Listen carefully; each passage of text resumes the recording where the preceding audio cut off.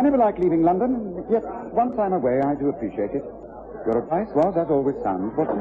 It's essential to break the pattern of one's routine, get away and refresh oneself, particularly for a man who works as intensely as you do. The trouble is, Holmes, that you're too successful, far too well known. Perhaps. I try to remain in the background as much as possible. Oh, no one's likely to know you down here in Long Oakley. Well, here's to a pleasant stay. Good health, Watson. I don't believe it. It can't be, gracious me. Oh, it's incredible. It's Sherlock Holmes. Don't you remember me, Holmes? Leo Berry. Remember? The Bruce Partington plan.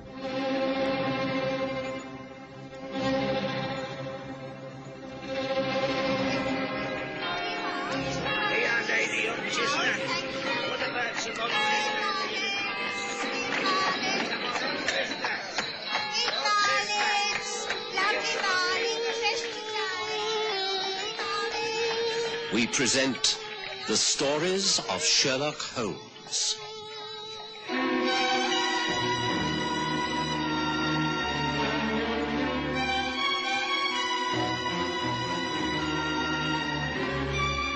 Death at Long Oakley.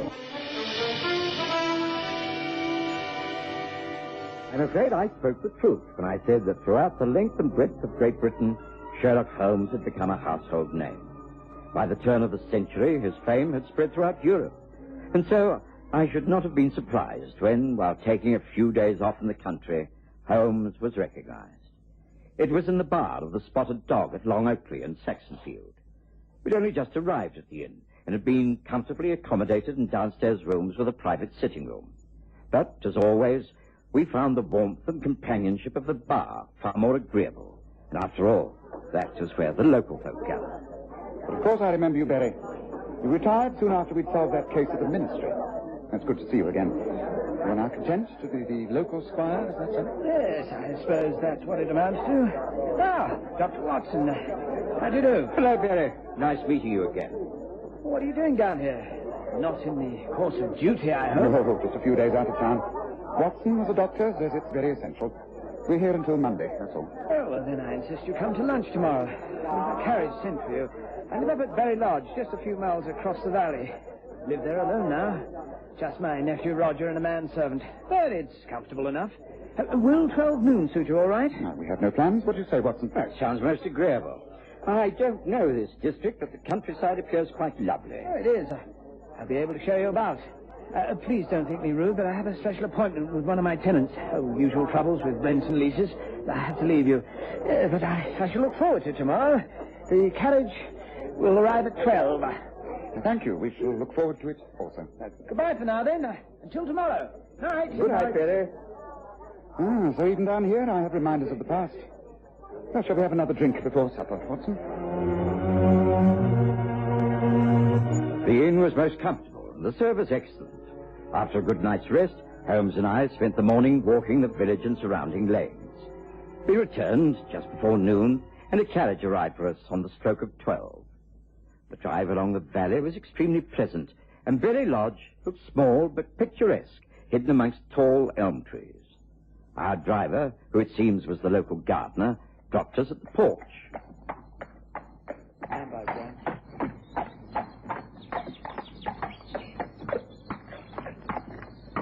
There you be, gentlemen. Thank you.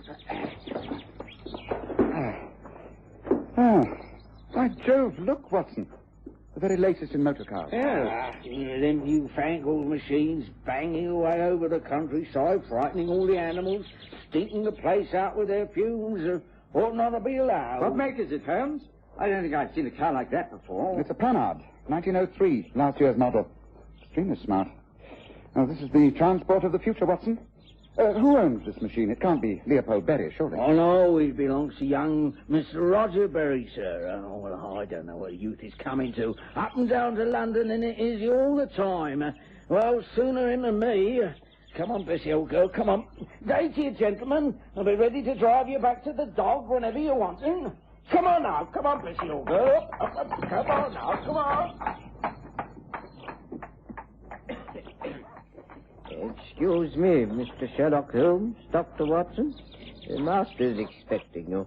Will you kindly step this way? Thank you. The grey-haired manservant who met us at the porch showed us into the house. It was simply but tastefully furnished in a colonial style. We were ushered into a small sitting room and asked to make ourselves comfortable. Holmes, unlit pipe in his mouth, gravitated towards the bookcases, and I found myself staring out across the well-kept lawns. But not for long, because we could not help overhearing a conversation coming from beyond the folding doors of an adjacent room. I'm sorry, it's quite out of the question, Roger. But why, Uncle? I've been honest with you. I told you that I'm in love with her. I want to marry her. It's impossible. I forbid it. It's quite absurd. I've no desire to discuss the matter further. I am over 21. I can do as I please. And you won't even meet Claire. But I'm sure if you did, you wouldn't take this unreasonable attitude. Roger, she is a coarse girl. She is a dancer. She works in the theatre, but that's not a crime. I won't discuss this. Excuse me? Uncle, I'm going up to town. I shall see Claire in the show, and then I intend bringing her back here to this lodge. I have the right to ask my friends down. I've done it before. I'm asking Claire to come here, and you will have to meet her. And if I forbid it? I shall still invite her. You're too much of a gentleman to ignore her. Please, Uncle, meet her, talk to her. See for yourself what a wonderful, lovely girl she is. Don't refuse me this, please. Roger, I have far too many other important things on my mind at the moment. I cannot agree to this. Now, excuse me, I'm expecting guests. I cannot agree to anything you may say. Excuse me. Uncle, you can't leave things like this. Ah, you're already here. Sorry to have kept you waiting. Oh, meet my nephew, Roger. Roger, this is Mr. Sherlock Holmes and his colleague, Dr. Watson. How do you do? How do you do? How do you do? Look, I'm sorry not to stay and talk, but I have to go up to town. In the Panhard that's waiting outside. It's a fine model. Thank you. I enjoy driving it. I hope to see you again sometime, Mr. Holmes and Dr. Watson. Goodbye, Uncle. I shall return from town about midnight. Excuse me. Well, now, come, let me show you around my humble abode, and then a drink before lunch. Would you care to see the garden first? It was a pleasant visit, and in the late afternoon, the old gardener was called upon to drive us back to the inn. If Holmes had any inkling of the trouble to come, he didn't express it. We spent the rest of the day quietly. I retired to my room quite early, leaving Holmes reading and smoking his pipe in our sitting room.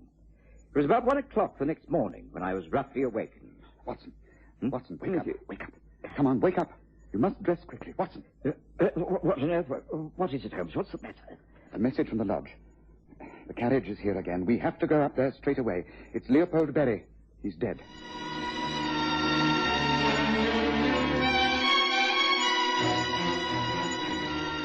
I stumbled out of bed and dressed hurriedly, trying to realize what Holmes was telling me. It seemed that Roger Berry had returned from London with his girlfriend, Claire Rochelle, to find his uncle dead on the floor of his study. He'd called the gardener, who lived in a nearby cottage, and he in turn had gone for the local police and stopped at our inn to alert Sherlock Holmes. Naturally, we made our way up to the lodge as quickly as possible. There was a country sergeant talking to a white-faced Roger, who was trying to comfort a somewhat hysterical young woman. It's all my fault. I know it. I shouldn't have come down here. He did it because of me. I know he did. Please, I Claire, know it. please. Look, he did Control it because yourself. of me. Mr. Holmes, Dr. Watson. This is Sergeant Marks. Sergeant, this is the famous Mr. Sherlock Holmes who's visiting the village. He knew my uncle. Good evening, Sergeant. Do you mind telling me just what has happened? I've only just arrived here myself, Mr. Holmes. It seems there's been a tragic death. Mr. Roger here sent for me. Gas. Do I smell gas? Yes, that's right. Well, let me explain as briefly as possible, sir. Claire and I motored back from town, getting down here about midnight. I left the car outside and we came in the front way. The light was on in the study and I thought my uncle had stayed up for us. He knew I'd invited Claire down. I asked Claire to wait in here while I went for Uncle. I don't know. I want to meet him yet, Roger. Oh, I'm scared. Oh, nonsense. He'll love you the minute he sees you. Just wait here. He's in the study. The light's on. Just across the hall. I'll get the two of you together and you can talk while I put the car away. Oh, no, stay with us.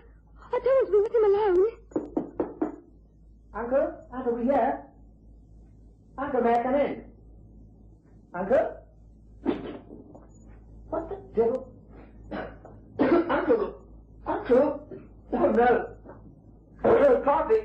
Uncle! Quiet! What's the matter? Stay where you are. Stay there. What is it? Claire, there seems to be trouble. Uncle, the gas. It must have been an accident or he must have gassed himself. He's just lying there. No, don't go in. But... Please, go out of here. Down the back way to the cottage. Call the gardener. Get help. We need a doctor and the police. Now, go, darling, please go. Claire went for help, and I went back into the room. I turned off the gas fire in the hearth and opened the French windows. You didn't touch the body? Well, I tried to drag him out, but the fumes were too strong. I thought he might still be alive, but I'm sure now that he wasn't. All is exactly as I found it. Please, Mr. Holmes, come and see for yourself. If he's gassed himself, then why? Why should he do such a thing? Why? I followed Holmes and Sergeant Marks across the hall and into the study. There was still a faint smell of gas in the room. The body of Leopold Berry lay on its right side on a rug in front of the fireplace. The knees were drawn up, and the posture looked so comfortable that at first glance he could have been fast asleep. Holmes knelt beside the body. No one has been in here or moved the body, Sergeant? No one, except Mr. Roger when he found things exactly like this. What of the manservant who let us in at lunchtime? He goes up for weekends, he does, up to town. Then Berry was here alone this evening. That's right. Perhaps that's why he took the opportunity of doing away with himself. No one was about to stop him. He didn't kill himself, Sergeant. He was murdered. Murdered? But what makes you say that? Well, there's been a blow on the cheek here, hasn't there? You see? That is a quite definite bruise. You think someone knocked him unconscious and then turned the gas on and left him? Well, it could be so. Could you examine him, Watson? I don't expect a detailed report. We'll have to wait for a post-mortem for that, but can you estimate the time of death? Oh, well, give me a little while, Holmes. I remember to bring my pocket egg kit along. Makes a first examination easier. So it's just a few minutes. I'll try not to disturb the position of the body. Look, I think it's very important to the case. Now, Sergeant, tell me all you can about the deceased. I knew him professionally some years ago, but I'm not familiar with his private life. Is Roger Berry his only relative? As far as I know, yes. Rumour has it that Mr. Berry was a very rich man. Roger is his only heir, next of kin. Of course, there may be a will. The lawyers, Hackett and Brown, handled all these affairs. They'll be able to tell us about that. The estates are quite big, I believe. He must have had difficulties from time to time. Did he have any enemies amongst his tenants? Well, no, don't think so. Some folk didn't care for his high-handed manners, but, well, don't think anyone around here wished him any harm. I see. I'm not usually called into a case of sudden death until long after all the clues have been destroyed by the police. This is one of those rare occasions when the answer should be clear to me. Have you any comment, Watson? Well, I can tell you that the man died as a result of gas poisoning. That he's been dead for approximately 2 hours, certainly no longer. I estimate that he died at 11 o'clock last night. 11 o'clock? Well, the post-mortem will be more specific, but I'll wager that I'm not out more than 20 minutes either way. 11 o'clock? That's curious. That means Mr. Roger can't have anything to do with it. He was in London collecting his girlfriend about that time. Yes. Yes, I think you'd better go and take a statement to that effect, don't you, Sergeant? Just take down the times when Roger arrived at the theatre, all the people he saw, the time he left London to drive back here. I have no doubt Miss Rochelle will be able to confirm the latter part of his story. Yes, right-o, Mr. Holmes. Anything else I can do? No, not at the moment. Watson and I will come through if we want anything. Very well, Mr. Holmes. I'm certainly glad you happened to be visiting down here. It's a bit out of my depth, I am, and no mistake. Now, Watson, this has all the appearances of a most unusual case. I appreciate all that you've done, but now I want you to turn your attention to that bruise on the left side of the face. But first, look at the position of the body. Could he have been asleep when the murderer struck him? It's possible, I suppose. Yes, but highly improbable. Have you a scalpel in that kit of yours? Oh, yes, of course. Why? Scrape a tissue from that bruise and then examine it under my powerful magnifying lens. Very well. I can't think why you should request this apart from the fact that... Just wait a moment. Well, this isn't a usual bruise. This has been caused by hypostasis.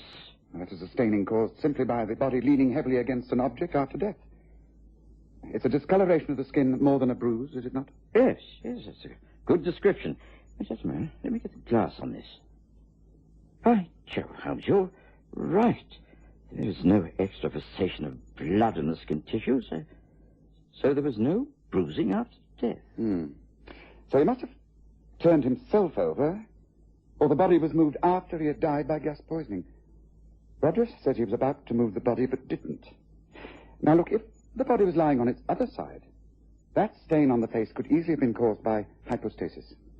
But, Holmes, if the man wasn't knocked out first, How did anyone manage to gas him? Well, he may have been rendered unconscious by some other means, Watson. Well, it's all too puzzling for me. Yes. It's going to become rather more mystifying, in my opinion, but let's try an experiment. Once again, I must ask you to use your undoubted strength, Watson. Will you please pick up the body? Pick it up? Oh, very well. Now, you see from the way he's lying that it's easy to carry him. Now, can you very carefully turn him over and place him back on the rug? Right. Try not to alter the position of the limbs. Carefully now. Gently. There. That is? Yes. That's it. Now, you see what you've done. You place the body back so that the head falls forward and the bruise or bloodstain is now hidden in the rug. In other words, this proves that the body lay in this position for some considerable time after death. Now, what does that mean? Yes, that the murderer had some reason for turning the body over, or that he was gassed in another room and carried in here later. Excellent, Watson, excellent. We shall make a detective out of you even yet. And there is one more point that backs up this theory. When Roger and Miss Rochelle arrived in this house, they didn't smell gas immediately, did they? But if this gas fire had been turned on full an hour before then, the whole of the ground floor would have been reeking with gas, now wouldn't it? Well, yes, of course. Then he was gassed in another room. Upstairs, perhaps. Oh, perhaps. Well, let's slip upstairs and take a look, shall we? Particularly in the master bedroom. We should be able to make it without disturbing the sergeant at his job of taking statements. Come, Watson. Follow me. Yes, this is the bedroom. Light that lamp, will you, Watson? Right. Now, what I'm looking for is a small bottle. It should be near the bedside. Look, there's a large gas fire here, Holmes, but it doesn't look as though it's been used lately. Shall I try the other room? No, I don't think that would be necessary. Yes, of course it could have been taken away. Hmm? What do you mean? What are you looking for, A Holmes? small bottle. Perhaps a pill box. Well, what do you expect it to contain? I'm not sure, but well, if Berry wasn't knocked out, then... Yes, what have we here? The very thing. Sleeping tablets. Now, the box is empty. Yes, the label reads, 1 tablet to be taken at night as directed. Yes, it's slowly fitting together. Now, Watson, we must go downstairs and examine the outside of the house as silently as possible. Bring the lamp with you. Make no sound. We must slip out of the front door and round the side path. Quietly. This way, Watson. But surely you aren't thinking of a burglar, Holmes. Well, there's no evidence at all to show that the house has been broken into. No, I don't think it was. Look, there's the car. Roger Berry's handsome new Panhard standing there just in front of the studio windows. Now, come along. I'm always interested in the latest cars, and this model more than any. Good. Now, I shall have to make a detailed examination. Now, note, Watson, that this model has a large buggy seat at the back. It can be opened and used as an extra seat, or to store luggage in. Now, let's try, shall we? Yes, you see? It's large, quite comfortable. Of course, one is forced to look at the hood of the car all the time, but it is an extra seat. Yes, and what have we here? A large woolen travelling rug. That's interesting. Yes, and on the floor under the rug. Place the lamp down on the ground, will you please, Watson? I'll close this first. There you are. Well, I'm impressed if I know what this has got to do with the man gassed inside the house. Now, I've told you many times, Watson, that when all other possibilities have been ruled out, the remaining facts, however strange they must seem, point to the truth. Now, let's see. Under the car. Yes. Yes. Holmes examined the car top, bottom, and inside out. He worked thoroughly and swiftly, and eventually stood up, straightened his hat, dusted his hands, and felt for his pipe. Yes, I think we can go inside now, Watson. I've just solved a most ingenious murder.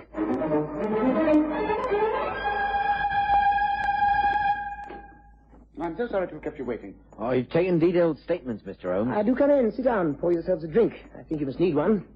Thank you. How do you feel now, Miss Rochelle? A bit better, thank you, Mr. Holmes. Why do you think Roger's uncle killed himself? Was it because of me?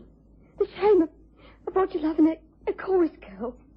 Someone not worthy of him. Miss Rochelle, it is not you who's the unworthy person. It is the man you think you are in love with. Look here, what is this? What do you mean? You could hardly have realized that you were an unknown witness to murder this evening. You see, there was a third person in the car that drove you back here from London. What nonsense are you raving about? I'll tell you. You drove back here early last evening, didn't you? You continued your quarrel with your uncle. When he was adamant, you put into action a very careful plan. You gave your uncle a large dose of sleeping tablets and his after-dinner brandy. He soon fell into a drugged sleep. Then you carried him out and placed him in the buggy seat of your car, covered him with a rug and drove to London. You knew that the exhaust gas from a car produces the same post-mortem effects as coal gas, carbon monoxide. Before leaving this house, you turned on the gas tap in the study. Not too much, just a little bit. This is absurd. I've examined the car. You had to make a small adjustment. A rubber pipe connecting the exhaust to a hole in the bottom of the buggy seat. Tell me, Miss Rochelle, before leaving London, did Roger have trouble in starting the car? Oh, yes. He backfired a few times, and when he got out and made an adjustment under the car, of course, everyone laughed as we drove off. But it went quite well after that. The exhaust fumes going up into the buggy seat, which was quite firmly closed. Leopold Berry was lying on his left side. During the journey, he died, and a bruise formed on his cheek. When you arrived here, the car was parked outside the French window. You entered. Roger discovered the body. You didn't see it, because it wasn't there. After you'd gone to get help from the gardener, Roger slipped out of the windows, gathered the body up from the buggy seat and carried it in, placing it down on the rug, but on its right side, not the left. That's a lie. It's a filthy lie. You'll never prove it in court. Never. Never. I will fight it in court. You can never prove this. Of course, I can prove it quite easily, Watson. Roger Berry killed his uncle because he wanted the money. He will break down and confess. Evidence will be given after the post-mortem that tiny deposits of oil will be found in the lungs, proving that it was exhaust gas that killed Leopold Berry and not coal gas. The most ingenious plan of murder. Very clever. Just a little too clever, don't you think?